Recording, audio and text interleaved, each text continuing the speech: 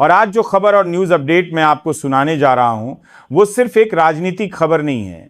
वो एक ऐसा सच है जो अगर आपने अंत तक समझ लिया तो शायद आप भी यही पूछेंगे कि क्या वाकई हमारा लोकतंत्र सुरक्षित हाथों में है या फिर धीरे धीरे उसे अंदर ही अंदर खोखला किया जा रहा है।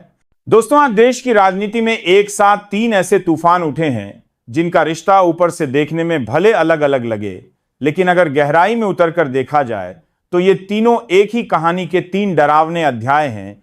एक तरफ बिहार की राजनीति में नीतीश कुमार ने ऐसा पलटा मारा है कि दिल्ली से लेकर पटना तक सत्ता के गलियारों में हड़कंप मच गया है।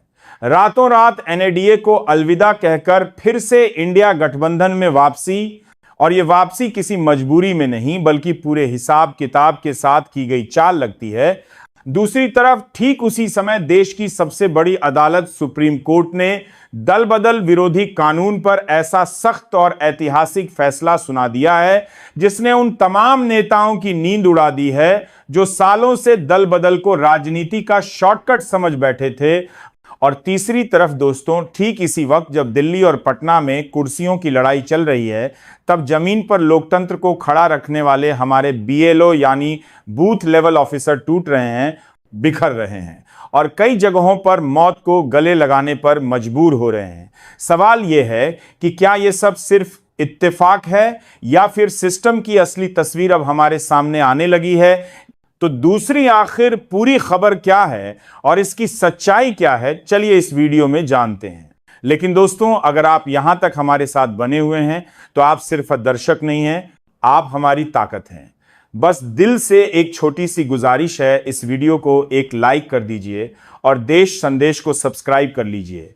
कमेंट में इतना जरूर लिख दीजिए कि आप हमें कहां से देख रहे हैं। यकीन मानिए, आपका एक सेकंड हमें आगे बढ़ने की हिम्मत देता है।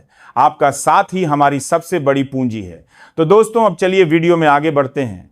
दरअसल दोस्तों, सबसे पहले कहानी शुरू करते हैं बिहार से, जहां नीतीश कुमार को लोग बिहार का चाणक्य कहते हैं क्योंकि उन्होंने राजनीति में वो सब किया है जो आमतौर पर नामुमकिन माना जाता है। 9वीं बार पाला बदलना कोई छोटी बात नहीं होती, लेकिन इस बार जो सबसे चौंकाने वाली बात है वो है इसकी टाइमिंग। ठीक उसी वक्त जब सुप्रीम कोर्ट ने यह कह दिया कि अब दल बदल लोकतंत्र की दीमक है और इसे अब और बर्दाश्त नहीं किया जाएगा, ठीक उसी वक्त नीतीश कुमार एनडीए से बाहर निकल जाते हैं, जैसे उन्होंने आने वाले तूफान को पहले ही भांप लिया हो।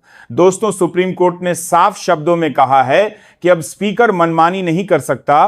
3 महीने से ज्यादा किसी विधायक या सांसद की सदस्यता पर फैसला लटकाया नहीं जा सकता। यानी अब खरीद फरोख्त की राजनीति पर कानूनी शिकंजा कसने वाला है।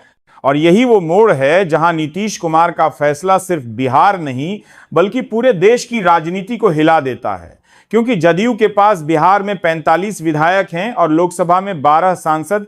अगर ये पूरी ताकत इंडिया गठबंधन के साथ मजबूती से खड़ी हो जाती है तो दिल्ली में बहुमत का गणित डगमगाने लगता है। और शायद यही वजह है कि जैसे ही नीतीश का यूटर्न सामने आया, बीजेपी के शीर्ष नेतृत्व में बेचैनी साफ दिखाई देने लगी।